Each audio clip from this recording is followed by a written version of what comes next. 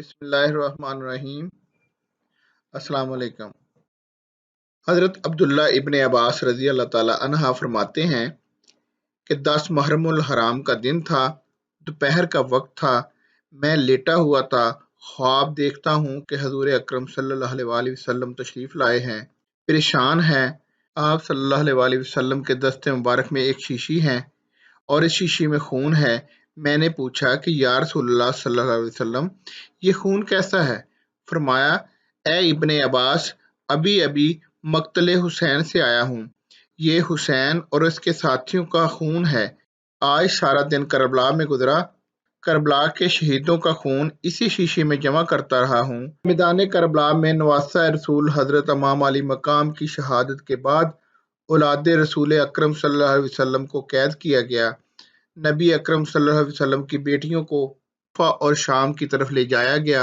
आगे आगे फौज यजीद नाचती हुई जा रही थी और पीछे पीछे रसूल अकरम सल्लल्लाहु अलैहि वसल्लम की बेटियां कैद होकर बेयारो मददगार जा रही थीं।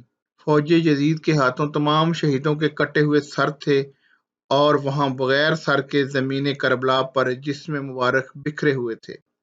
तारीख ने कह दिया कि बगैर कफन व दफन के 3 दिन तक रसूल अकरम सल्लल्लाहु अलैहि वसल्लम के खानदान के जिस्म मुबारक ज़मीन करबला पर बिखरे रहे। 13 मुहर्रमुल हराम 61 हिजरी को जब आस पास के लोगों ने यह मालूम किया कि फौज का पहरा कम हो गया है, चलो नहर फरात से पानी भरकर लाते हैं। बनी असद की कुछ औरतें जब नहर फरात से पानी भरने लगीं, उन्होंने देखा कि मैदान करबला की ज़मीन पर बिखरे हुए जिस्म, कहीं किसी का बाजू और कहीं किसी का जिस्म। उन्होंने जब उस आलम को देखा तो रोते हुए अपने मर्दों के पास पहुंची और रोते चीखते पुकारने लगीं, ए रसूल पाक सल्लल्लाहु अलैहि वसल्लम का कलमा पढ़ने वालों, इस ज़मीन करबला पर रसूल अकरम सल्लल्लाहु अलैहि वसल्लम का ख़ानदान था। शाह यजीद की फ़ौज ने उन्हें शहीद कर दिया। उनके जिस्म मुबारक बिखरे हुए हैं, उनके खेमे जले हुए हैं। चलो आओ उनकी तदफीन करते हैं।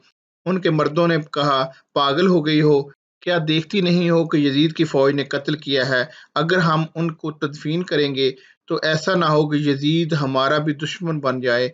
छोड़ दो, कोई ना कोई आएगा और तदफीन कर देगा।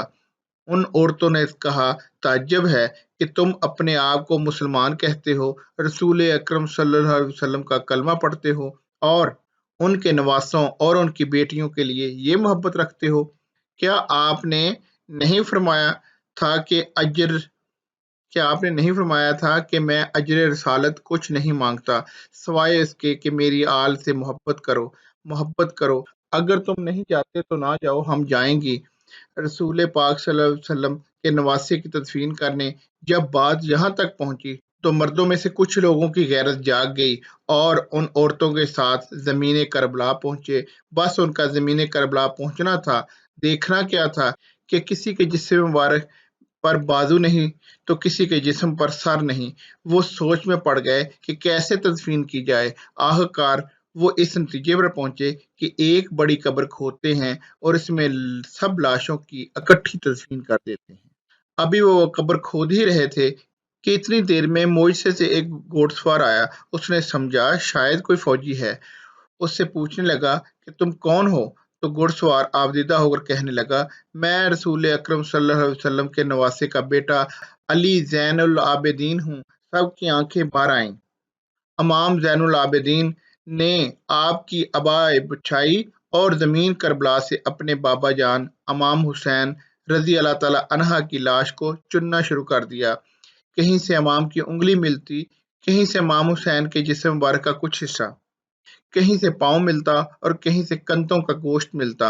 हज़रत इमाम ज़ैनुल आबिदीन इन टुकड़ों को रसूल अकरम सल्लल्लाहु अलैहि वसल्लम की अबा में जमा करते और एक जगह ज़मीन को खोदते थे तो वहाँ पहले से ही कब्रें बनी हुई थीं।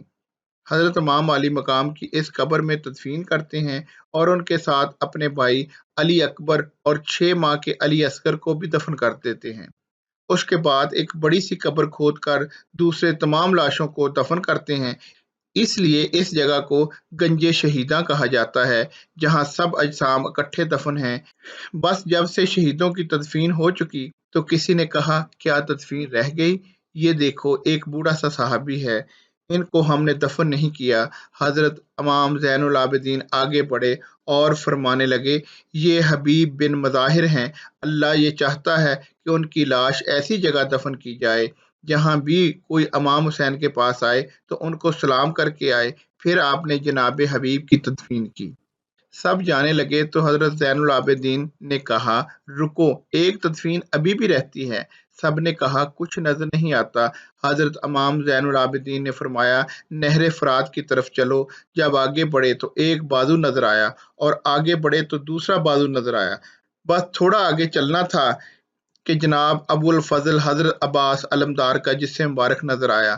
حضرت عباس علمدار کو اسی جگہ دفن کر دیا جہاں وہ گھوڑے کی زین سے زمین پر آئے تھے۔ آج بھی قبر عباس علمدار اور قبر امام علی مقام ایک ہی دوسرے کے سامنے ہیں۔